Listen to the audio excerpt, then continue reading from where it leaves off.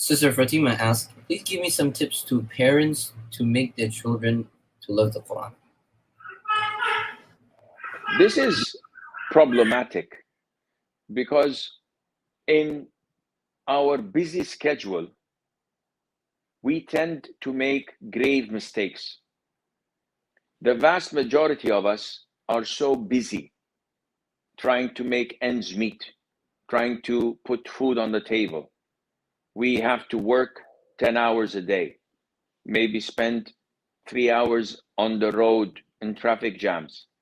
We have to attend to our own needs and social activities, to obey our parents, to do the shopping, groceries, to pay the bills, and maybe to go to the gym and refresh ourselves a little bit through halal entertainment, which means that we leave very little time in our busy schedule for our children. Yet we have good intentions. So what do? We delegate, and this is the job of a good manager. We delegate such activities to a Quran teacher, to a special school that would teach them the Quran, and I'm willing to pay for that, in order for them to become better Muslims and memorize the Quran. However, we fail to follow through when we actually consider it as a form of punishment. So whenever we are frustrated, coming back home tired, and the children are fighting, they're children, they fight. What do? We angrily reprimand them, scold them. Why are you shouting? Why are you doing this? Did you make hifz? Did you revise the Quran? Go and do this. So it's like a form of punishment.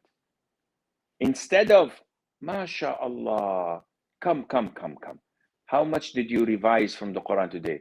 What is the new surah you memorized? MashaAllah, recite it to me. Allahu Akbar, MashaAllah, embrace the child, kiss him, hug them, give them some candies. When guests come, oh, look at my son, look at my daughter. She memorized 2 surahs. MashaAllah, Inna a'tainaka kawthar. Recite it to them. And when the kid does that, you praise them. This is how we build souls and nations, by praising, by encouraging, not by, did you pray today? Go and pray. You always pray late. Why don't you do? So all what they see prayer, Quran, doing good things as a form of punishment, something they hate. So they grow up hating it, unfortunately.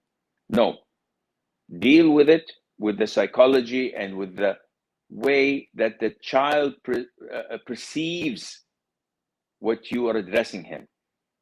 Make a day or a time in your day where you sit and praise your child, encourage them, let them recite the Quran. If you go the extra mile and you be the one who revises their daily revision with them, it's good for you, it's good for them.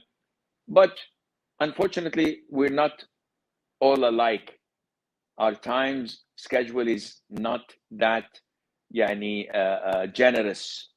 So it differs from one person to the other. The most thing you have to remember is consistency.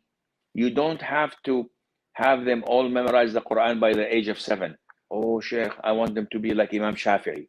I want them to be, say Alhamdulillah. If they memorize the Quran by the age of 50, Ya Rabbi lak alhamd. So be consistent. Some of them, mashallah, when they begin, their children go to Tahfidh Quran, they have a teacher of the Quran for a week or 2, and then they take a vacation for a month, they don't know the Quran, and they come back. They want to start fresh. No, they can't. Even if it's a small portion, Make it consistent every single day so that it becomes in their system, it becomes part of their DNA. And may Allah Azza wa Jal grant us the success in guiding our children to adore and to embrace the Quran as they should. Allahumma ameen. Allahumma ameen.